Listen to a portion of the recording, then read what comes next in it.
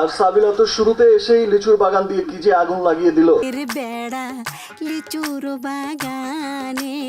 তাণ্ডব মুভির কনফারেন্সে সাকিব খান সাবিলা নূরকে নিয়ে করলেন প্রশংসা। এবারের ঈদের নতুন চমক সাবিলা নূর, এ কথা নিজে মুখে প্রকাশ করেছেন সাকিব খান।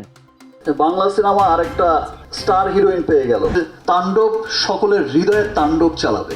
অপরদিকে রায়হান রাফি বলেন তাণ্ডব মুভির মূল থিওরি হলো সাবিলা নূর। রায়হান রাফি আরও বলেন, আগের ঈদে যা দেখতে পেয়েছেন তার থেকেও বড় কিছু দেখবেন এবার তাণ্ডব মুভিতে। তো এটা একটু চ্যালেঞ্জিং গল্প, এবং যেটা বললাম আর কি, যেটা আমার এটি আমার জীবনে স্মরণীয় সিনেমা হবে আমি ধারণা করি, বললেন রায়হান রাফি।